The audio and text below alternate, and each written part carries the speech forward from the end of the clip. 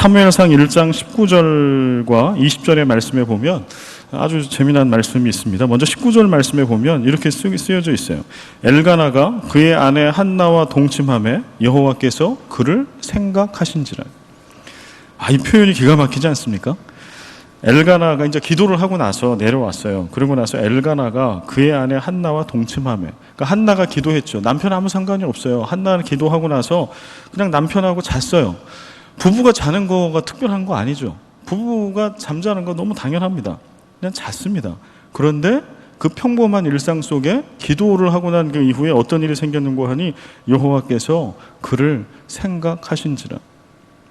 사람이 누군가를 생각하는 것도 엄청난 변화를 가져다 줍니다. 엄청난 변화가 일어나요. 힘이, 역동이 일어나요.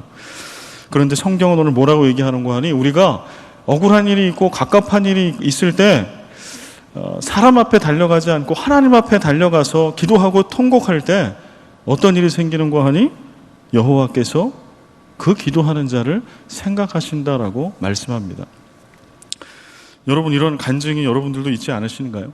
저는 이제 2010년에 첫 목회를 할 때 그 교회를 개척하신 이제 원로 목사님과의 이런 관계, 원로 목사님이 교회를 소유하시려고 하고 건강하지 못한 신앙이 30년 이상 교회 안에 있었고 교인들은 다 교회는 깨지고 문 닫을 지경에까지 이제 가 있는 그 교회 가운데 교회를 이제 건강하게 세워가야 하는 책임이 저에게 있었습니다. 그러한 때 어디다 뭐 얘기할 길이 없어요. 억울한데 열심히 하고 한다고 해도 결국은 이제 신뢰받지 못하고 인정받지 못하고 그 할아버지 목사님한테 혼나야 되는, 교회의 모든 재정은 또 그분에게 가야 하는, 교인들은 너무 착하고 그냥 그 순종하면서 가정 형편도 좋지 않은 분들이 정말 마음을 다해서 헌금하시고 교회 와서 주무시고 기도하고 살고, 그런 교우들을 바라보고 있으면 이거 어떡하나, 또 그 목사님을 바라보고 있으면 이거 어떡하나, 그 사이에서 그럴 때 제가 할 수 있는 유일한 것은 하나님 앞에 가서 무릎 꿇는 것밖에 없더라고요. 하나님 앞에 무릎 꿇고 나아가서 통곡하고, 새벽마다 시마다 때마다 뭐 할 수 있는 게 없으니까 그냥 기도하고 무릎 꿇고 통곡하는 것이죠. 그런데 돌이켜보면 그때 하나님께서는 저를 생각해 주셨어요. 돌이켜보니까. 그래서 그때는 저에게 어떤 간증이 있었냐면 그렇게 기도했더니 하나님께서 그 교회의 교우들을 생각해 주셨다. 교회를 생각해 주셔서 교회를 지켜주셨다. 전 이렇게 그때는 생각했어요. 저에 대해서는 생각을 못했어요. 하나님은 교회를 지켜주셨다. 왜냐하면 그때 담임 목사로서 저에게 고민거리와 제 기도 제목 1번은 교회였으니까요. 교회가 어떻게 하면 다시 설 수 있을까, 회복할 수 있을까. 그런데 그 담임 목회를 지나고 나서 이제 높은 뜻 연합선교회에 와서 사역을 하면서 좀 여유를 가지고 기도할 때 하나님께서 깨닫게 해주시는 것은, 하나님께서 그때 교회를, 그 교인들을 생각해 주시는 것이 아니고 저를 먼저 생각해 주셨더라고요. 저를 통하여 교회를 살리시고 교회를 새롭게 하시는 그 하나님을 나중에야 저는 만나고 알게 되었습니다. 오늘 한나의 고백은 그거예요. 내가 하나님 앞에 억울한 일이 있었을 때, 하나님 앞에 기도하고 통곡할 때 하나님이 나를 생각해 주시더라.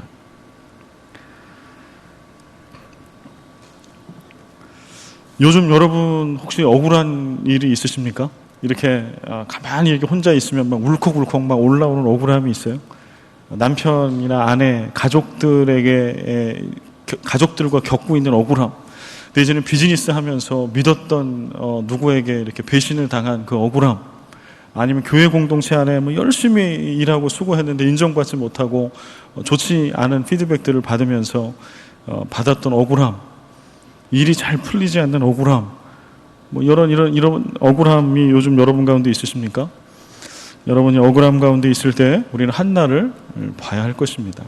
하나님 앞에 가서 기도하고 통곡하십시오.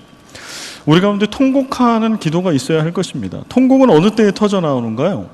통곡은요, 내가 살만하다 그럴 때는 절대 통곡하지 않아요. 죽을 것 같을 때 통곡해요. 그리고 그때 하나님을 기억하고 하나님 앞에 나아가는 거예요. 그게 기도라고 한나를 통해서 하나님 우리에게 말씀하고 있어요. 20절, 사무엘상 1장 20절 말씀에 보면은요, 그러고 나서 이제 어떠한 일들이, 여호와께서 그를 생각하신 이후에 어떠한 일이 있었는지를 쓰고 있습니다. 같이 한번 읽어볼까요? 시작.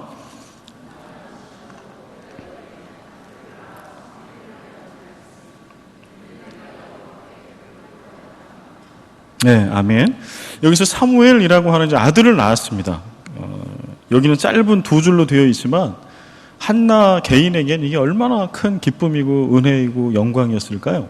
우리는 그냥 이렇게 두 줄로 읽어요. 엘가나가 그의 아내 한나와 동침하며 여호와께서 그를 생각하신지라 한나가 임신하고 때가 이르며 아들을 낳았다.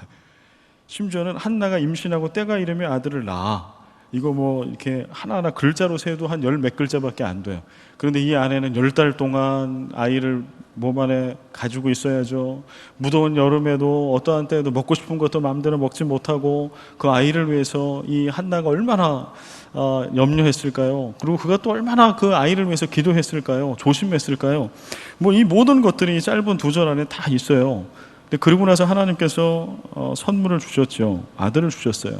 그런데 여기 보면 아들을 낳아 사무엘이라 이름을 하였다라고 쓰여 있습니다. 여기서 우리가 봐야 할 것은 사무엘이라고 하는 이름입니다. 일단은 구약에 엘자가 붙으면 하나님이에요. 그러니까 사무엘은 뭔지는 모르지만 하나님이 들어간다는 거죠. 그러니까 하나님이 어떻게 들어가는가? 사무엘은 여기 써져 있네. 20절에 그죠? 이는 내가 여호와께 그를 구하였다. 하나님께 구하였다. 하나님께 구하여서 얻은 아들이라고 하는 뜻이에요. 하나님께 구함, 구했다 이런 뜻이에요. 사무엘은 하나님께 구해서 얻었어요. 하나님께 구했어요. 다르게 좀 보면 하나님의 응답이에요. 부부가 동침을 했어요. 잠자리를 같이 했어요. 아이를 낳았어요. 아들을 낳은 거죠. 남편이 정력이 좋아서 그랬든지 아니면 뭐 어떻게 잘해서 그랬든지 아내가 이 생산력이 뛰어나서 그랬든지 부부가 잠자리를 같이 하고 그렇게 하면 아이를 낳아요. 이것은 아주 자연스러운 거예요. 특별한 게 아니라고 하는 거죠. 그러나 오늘 기도하는 기도의 사람 한나는 어떻게 이것을 푸는고 하니 기도를 했더니 하나님이 응답했어요. 기도하는 자는 이렇게 삶의 모든 의미가 바뀝니다. 기도하는 자는 아들도 하나님께 구했더니 하나님이 주신 응답이고 선물이 돼요. 그래서 주기도문에 일용할 양식을 위해서 하는 기도가 있는데 그 기도를 드릴 때 오늘 하루 세 끼를 먹고 살아가는 이것이 하나님의 응답으로 변해요. 오늘 가난한 이들, 오늘도 절대 결핍 가운데 있는 어떠한 사람들이 그들에게 먹을 것이 전해지고 그들이 오늘도 생명을 유지하고 있을 때 그를 위해서 일용할 양식을 위해서 기도했던 자는 그가 살아나는 것을 바라보면서 하나님의 응답이 되는 거예요. 그도 사무엘이 되는 거예요. 그래서 기도가 필요합니다. 기도하는 자는 삶의 모든 것의 의미가 바뀌어요. 그냥 부부가 잠자리를 해서 아들을 낳은 것 뿐이에요. 기도하지 않으면 이렇게 돼요. 기도하지 않으면 아들이 없는 게 도대체 내가 뭘 잘못해서 하나님은 나도 멀쩡한데 내가 잘못한 게 아무것도 없는데 왜 분인나와 같은 그렇게 못된 여인에게는 자녀를 그렇게 주시는데 왜 기도하는 나에게는 왜 태를 닫고 계시는가? 하나님은 왜 그런 분이신가? 왜 나는 이렇게 억울함을 당해야 하는가? 왜 나만? 이렇게 이야기하죠. 그리고 사람들 앞에 토로합니다. 그래서 하나님의 영광을 가려요. 그리고 분란을 일으키고 균열을 가져와요. 그런데 기도하는 사람은 어떠한 결과가 주어졌을 때 고난과 고통 가운데 있을 때도 잠잠히 하나님 앞에 가서 울 뿐이에요. 그리고 하나님께서 응답을 해주셨을 때 하나님이 일하고 역사하신다라고 하는 것을 기도했기 때문에 그는 알아요. 그만 알아요. 그래서 이렇게 고백합니다. 이 아들은 그냥 아들이 아니요 하나님께 구한 아들이고 하나님이 응답하신 아들이다. 우리 교회를 이렇게 18년 된 우리 교회를 바라보면은요, 이 교회가 여기까지 오는 동안에 정말 눈물로 기도하신 많은 분들이 있을 겁니다. 그렇게 기도하고 땀과 수고와 눈물로 이 교회를 지어온 누군가는 그냥 교회를 이렇게 바라볼 때 제가 바라보는 느낌하고는 사뭇 다를 겁니다. 제가 바라볼 때는 예배당 멋지다.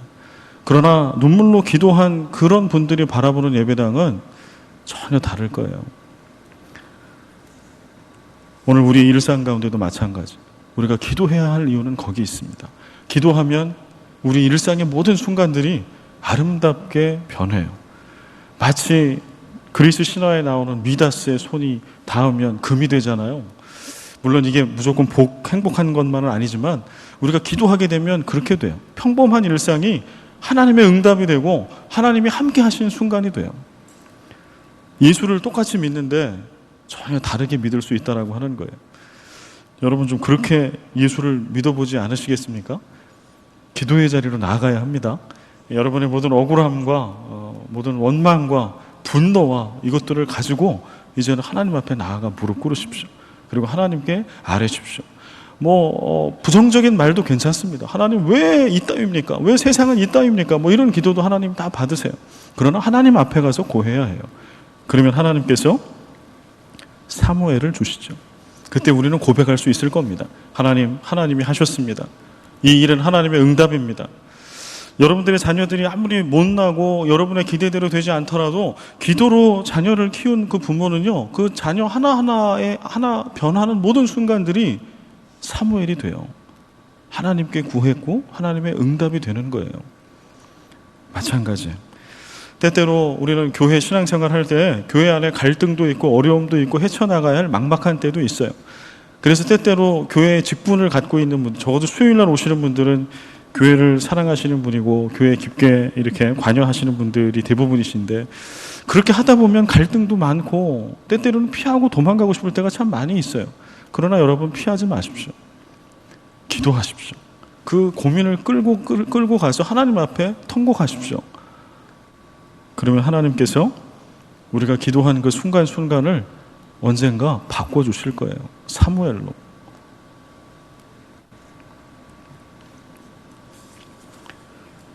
제가 이제 설교를 준비하면서 한번 그냥 장난 삼아, 재미 삼아서 찾아봤어요. 왜냐하면 이 한나가 지금 아이를 못 낳잖아요. 그리고 또 아들을 낳아야 되잖아요. 그러면 그때도 아마 아들을 낳는 비법 이런 게 있었을 거예요. 우리는 기도를 생각할 때 비법을 자꾸 생각해요. 응답 받는 법, 기도 응답을 받는 방법, 이런 책들이 있는데 저는 아예 그런 책은 아예 그냥 보진 않아요. 왜냐하면 제목 자체가 기분이 나빠요. 도대체 기도 응답을 받는 비결이 있기는 하는 걸까? 도대체 이 저자는 어떠한 의도를 가지고 이런 타이틀을 달았을까? 근데 우리는 기도를 생각할 때, 물론 기도는 응답이 반드시 있습니다. 그래서 기도 응답이라고 하는 단어는 틀린 게 아니에요. 우리는 기도를 응답받기 위해서 하죠. 하나님은 우리의 기도에 응답하세요. 오늘 한나의 기도처럼. 그러나 우리가 기도할 때 어떤 의도를 가지고 자꾸 간다라는 거예요. 그래서 예를 들어서 아들을 낳아요. 그러면 우리는 기도하면서 우리 신앙이 연약하면 믿지 않는 사람들이 하는 많은 방법들, 제가 아주 깜짝깜짝 놀라는 아들을 낳는, 저희 집에는 아들이 있잖아요. 아들 하나 딸 하나 다 이게 균형을 다 갖춰서 하나님이 주셨는데, 아들 낳는 비법 이런 게 있더라고요. 배란 시점에 가깝게 잠자리를 하면 아들을 낳는답니다. 혹시 또 이거 메모했다가 또 이렇게 실천하고 이러지 마십시오. 그냥 이런 말이 있다라고 하는 걸 알려드리는 거예요. 배란 시점에 가깝게 잠자리를 하면 이게 아들을 낳을 가능성, 확률이 높대. 남편은 산성 음식을 먹고 아내는 알칼리성 식품을 먹으면 아들을 낳을 확률이 높다는 거예요.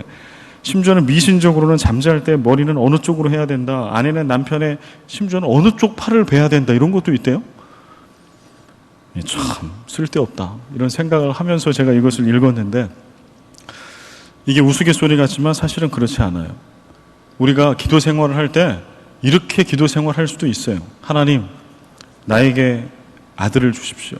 그리고 우리는 세상에 믿지 않는 사람들이 하는 숱한 방법을 통해서 우리는 아들을 얻기 위해서, 우리가 기도하는 어떤 것들을 얻기 위해서 하나님 앞에 나아갈 수 있어요. 그런데 오늘 한나를 바라보면 그는 하나님 앞에 가서 그저 통곡하고 옵니다. 그렇게 기도합니다. 그리고 하나님은 그 기도를 들으시고 한나를 생각하세요. 끝. 하나님이 우리를 생각하시면 모든 것은 끝납니다. 상황은 종료됩니다. 그리고 하나님은 하나님 우리에게 응답을 주시고 기도의 증거를 우리에게 허락해 주세요. 여러분, 사무엘이 어떠한 존재였어요? 이스라엘 역사에 빼놓을 수 없는 선지자, 마지막 사사 선지자. 이것이 미천한 한 여인의 기도를 통한 하나님의 응답이었다라고 하는 거예요. 오늘 여러분들과 제가 오늘 이런 기도를 할 수 있다라고 하면, 오늘 우리의 기도를 통해 하나님은 한나에게 응답하신 것처럼 응답하시고, 오늘 우리의 기도는 민족의 역사를 바꿀 수도 있어요. 필리핀의 역사를 바꿀 수도 있어요. 여러분, 그런 꿈과 소망을 가지고 기도의 자리로 나아갑시다. 그 다음은요, 기도자의 자세. 기도하는 사람은 어떤 자세를 가져야 하는가? 이제 1절, 오늘 본문으로 이제 들어가겠습니다. 오늘 1절 말씀에 보면 한나가 이렇게 이제 아들을 얻고 나서 하나님 앞에 기쁨을 가지고 하나님께 영광을 올려드리는 기도를 하는 대목이 오늘 사무엘상 2장의 말씀이죠. 2장 1절에 보면 한나는 이렇게 기도하고 있어요. 같이 한번 읽어볼까요? 시작.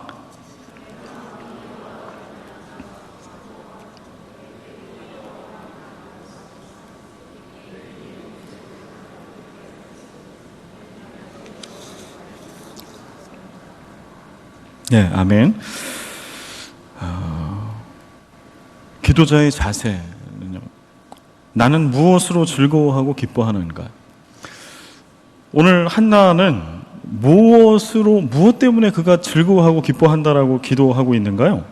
1절 앞에 보면 내 마음이 여호와로 말미암아 즐거워합니다.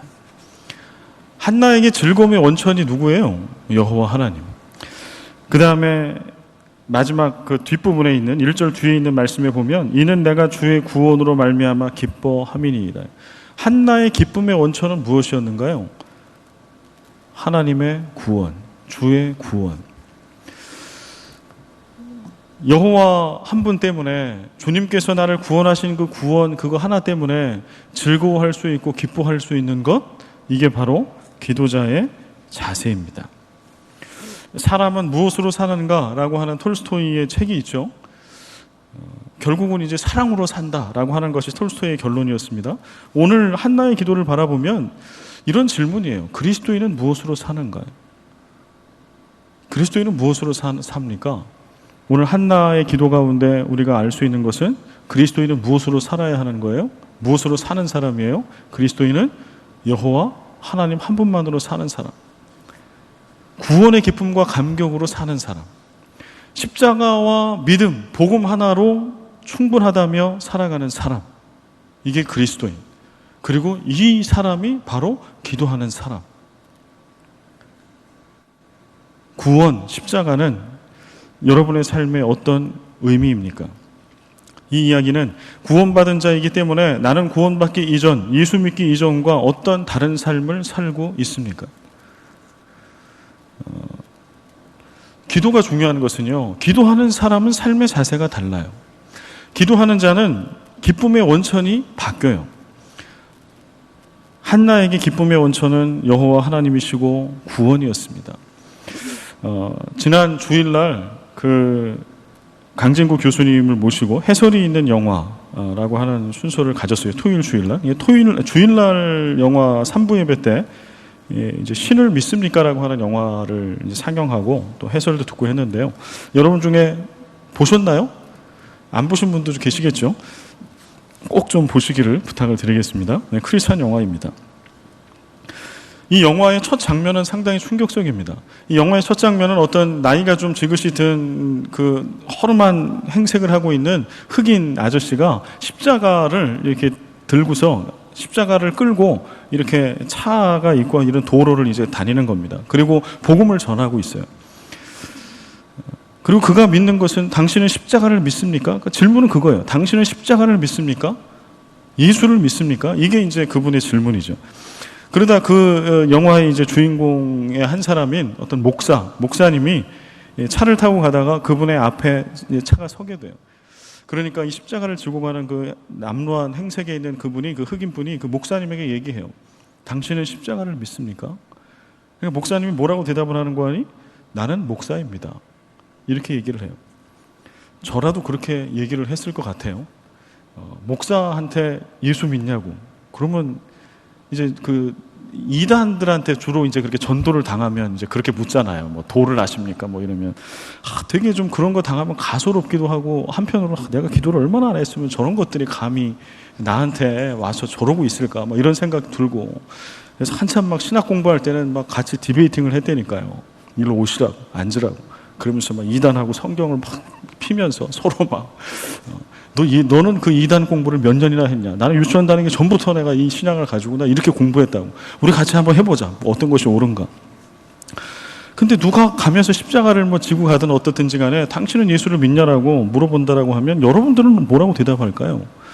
그렇게 이제 나는 목사입니다 이렇게 대답을 했더니 그 십자가를 지고 가는 그 사람이 또 물어보는 거예요. 당신의 대답은 내 질문에 대한 답이 아닙니다. 당신은 예수를 믿습니까? 그러고 나서 이제 지나가게 됐어요. 그 사람은 이제 지나가게 됐는데 이 목사님에게 큰 고민으로 다가온 거죠. 정말 나는 예수를 믿고 있나? 예수를 믿는다는 것은 내 삶에 어떤 의미를 가지고 있는가? 그래서 결국은 그 영화가 얘기하려고 하는 것은 12명의 어떤 사람들에게 각각에 나타나는 어떤 현상들과 사건들 속에 예수를 믿는 것, 십자가를 믿는 것, 그래서 그 십자가를 믿는 믿음을 가지고 어떻게 살아가야 하는가, 살아내야 하는가, 그런 삶의 모습을 계속 보여줍니다. 오늘 우리가 진정한 기도하는 사람, 기도자라고 하면 우리는 복음 하나 때문에, 예수 하나 때문에 우리는 기뻐할 수 있습니다. 그것이 우리의 즐거움의 원천이 될 수 있습니다. 그리고 그렇게 기도하는 자는 십자가의 삶, 복음의 삶을 살아냅니다. 그 영화에는 이제 그런 십자가의 삶, 복음의 삶을 어떻게 사는고 하니, 이 목사님이 이제 그렇게 흑인 분을 만나고 가는데, 차를 타고 가는데 막 쓰레기통도 있고 막 이런 허름한데, 배가 이렇게 불러있는 그 미혼모죠. 아주 어린 여자인데 걔가 배가 이렇게 불러가지고 뭐를 막 쓰레기통에서 뭐를 찾고 있는 걸 보는 거예요. 근데 보는 순간 막 갈등을 하는 모습이 보여지는데 그냥 지나가요. 그리고 가서 그가 깊은 고민과 고뇌에 빠지죠. 내가 예수를 믿는가, 십자가를 믿는가? 그리고 나서는 결심을 하고 거기를 찾아가요. 그래서 그 아이를 집으로 데려와요. 이 영화에서 얘기하려고 하는 건 이런 거예요. 정말 십자가를 믿는다라고 하면, 복음을 믿는다라고 하면, 길거리 지나갈 때 미혼모 아이가 쓰레기통을 뒤지고 있을 때 그를 자신의 집으로 초대하고 자신의 집에서 그 아이가 아이를 낳고 적응할 수 있도록 도와주는 것. 이게 십자가를 믿는 것, 예수를 믿는 것, 이게 그리스도인의 삶이라고.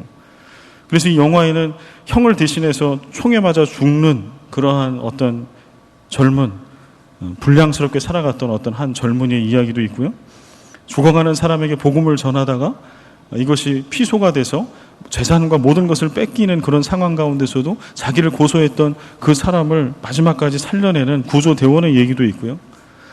그게 예수 그리스도를 믿는 사람의 삶의 모습이라고 하는 것이죠. 기도하는 사람은 이런 삶을 살아낼 수 있습니다.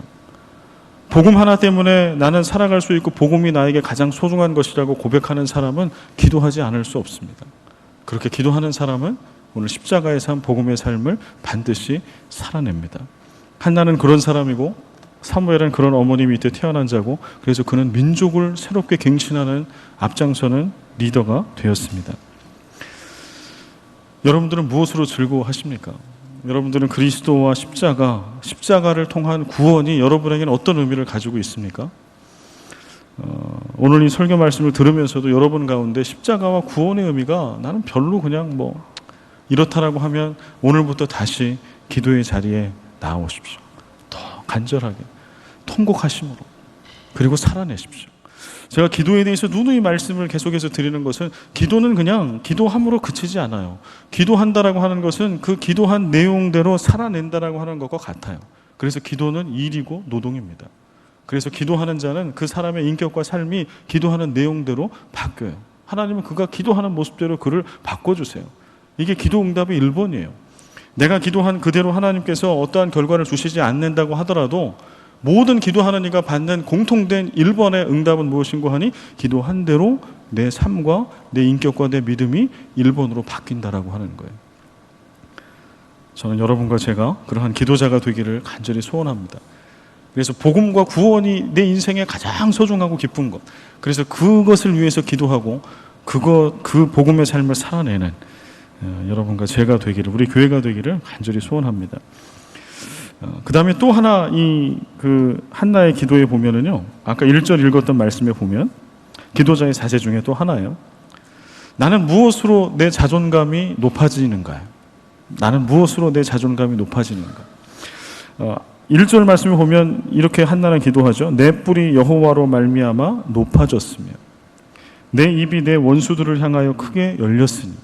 내 뿔이 여호와로 말미암아 높아졌다. 뿔이 높아졌다라고 하는 것은요, 이 존귀해졌다, 힘이 세졌다, 이런 뜻이에요.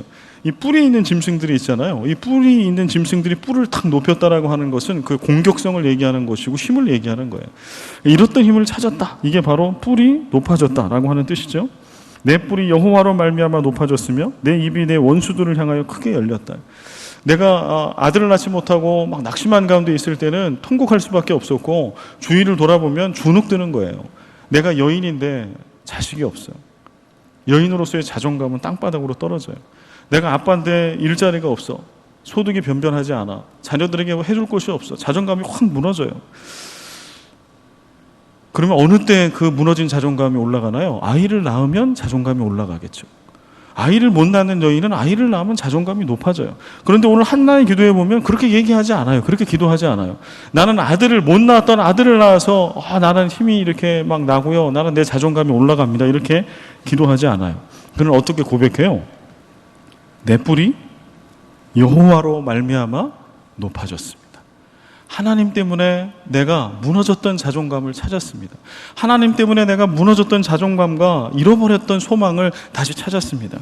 그래서 그전에는 원수들이 크게 보이고 원수 때문에 낙담하였는데 이제는 원수들을 향해서 내가 마음껏 하나님을 찬양하고 원수를 향해서 내가 호령할 수 있습니다. 누구 때문에? 여호와 하나님 때문에. 내 기도에 응답하시고 나를 구원하신 그 하나님 때문에.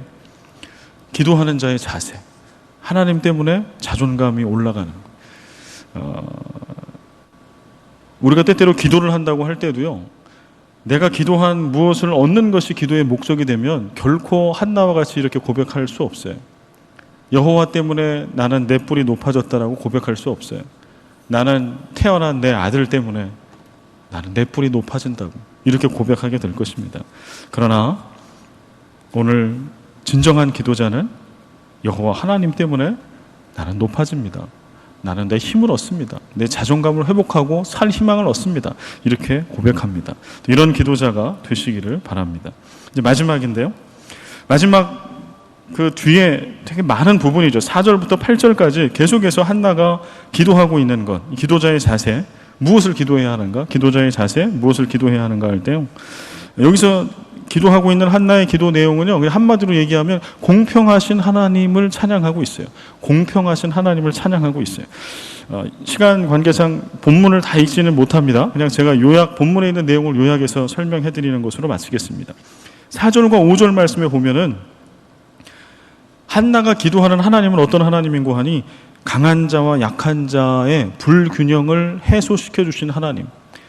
용사의 활은 꺾이고 넘어진 자는 힘으로 띠를 띠도다. 강한 자와 약한 자의 불균형을 공평하게 해주시는 하나님. 그 다음에는 배부른 자와 줄인 자를 공평하게 해주시는 하나님. 그러니까 세상 가운데는 강한 자와 약한 자는 늘 불균형을 가지고 있다라고 하는 거예요. 배부른 자와 줄인 자도 늘 불균형적으로 있어요. 많은 자녀를 둔 자와 임신하지 못한 자도 늘 불균형한 상태에 있어요. 그래서 많이 강한 자와 배부른 자와 많은 자녀를 둔 자는 늘 어깨를 펴고 배를 두드리고 인정받으면서 살아가요. 그러나 약한 자와 줄인 자와 임신하지 못한 자들은 늘 억눌려 있어요. 늘 불행해요. 사회에서 소외돼요.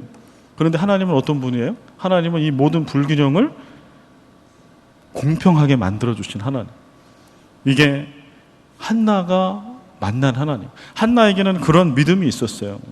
한나에게는 공평하신 하나님에 대한 믿음이 있었어요. 그래서 그는 하나님 앞에 나아가서 통곡할 수 있었어요. 하나님, 불공평합니다. 분인나는 이렇게 자녀를 낳고 이렇게 있고 나는 그에게 모욕을 당합니다. 하나님, 나의 억울함을 풀어주십시오.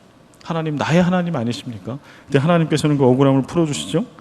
우리는 이 하나님을, 공평하신 하나님을 어떻게 자꾸 오해하냐 하면, 하나님은 내가 강한 상태에 있을 때 내 힘을 뺏어가셔. 내가 배부르게 있고 뭔가 많이 소유하고 있을 때 하나님은 이유도 없이 그냥 그걸 뺏어가. 하나님은 내가 많은 자녀를 가지고 있을 때 어느 날 그냥 한두 놈을 이렇게 데려가시거나 아니면 불행하게 만들어. 우리는 하나님을 이렇게 오해해요. 그러나 한나가 지금 고백한 하나님은 그런 하나님이 아니에요. 모든 불균형과 불공평 가운데 있는 이 세상에 하나님께서는 그 모든 불균형을 깨시는 하나님, 그래서 공평하게 만드시는 하나님. 모든 기도자는 이 마음과 믿음의 고백이 있어야 합니다. 공평하신 하나님. 여러분에게 하나님은 공평하신 하나님 맞습니까? 공평하신 하나님은 성경에 이렇게 표현되어 있어요. 가장 좋은 때에 가장 좋은 것을 주시는 하나님. 그런데 인생에 굴곡이 있거나 내지는 억울함을 당한 사람들은 이렇게 기도하거나 고백하지 못하죠. 하나님 내 인생이 불공평해. 왜 나에게만 이런 고난과 역경을 주실까라고 그렇게 고백할 때가 많이 있습니다. 기도자의 온전한 자세가 아니죠. 그런데 한나는 이렇게 고백해요. 이 세상에 모든 불공평함이 있을 때 하나님은 이 모든 불공평한 것, 불일치하는 것을 공평하게 만들어주신 하나님이시다. 6절 7절에는 죽음과 삶의 불균형, 가난함과 부함, 높은 자와 낮은 자의 불균형, 차별, 하나님은 이 모든 차별을 없이 하시는 분이시다. 우리는 때때로 내 가장 가까운 분이 병에 걸리거나 돌아가세요. 그러면 낙담합니다. 그리고 하나님께 외치죠. 하나님 왜 나에게 이런 시련을 주십니까? 때때로 우리가 어떠한 부를 잃어버렸을 때 우리는 하나님 앞에 원망합니다. 때때로 높은 자리에 있다가 추락했을 때 우리는 하나님께 원망하고 하나님께 시비하죠. 그런데 오늘 한나가 고백하는 것은 그게 아닌 거예요. 세상에 이런 모든 불균형과 불일치가 있고 차별이 있을 때 하나님은 나를 끌어내리는 분이 아니라 이 모든 차별 가운데 공평하게 만들어주시는 하나님이시다라고 하는 거예요. 한나는 이렇게 고백합니다. 2절 말씀 같이 한번 읽어볼까요? 한나의 믿음의 고백. 시작. 여호와와 같이 거룩하신 이가 없으시니 이는 주밖에 다른 이가 없고 우리 하나님 같은 반석도 없으심이니이다. 이 믿음이 있었기 때문에 한나는 공평케 하시는 하나님께 기도할 수 있었던 것이에요. 여호와와 같이 거룩하신 이가 없으시니 주밖에 다른 이가 없고 우리 하나님 같은 반석도 없으심이니이다. 여러분에게도 하나님은 이런 하나님 맞으십니까? 나의 하나님, 다른 어떤 누구와 비교할 수 없는 하나님, 가장 좋은 때에 가장 좋은 것을 주시는 하나님.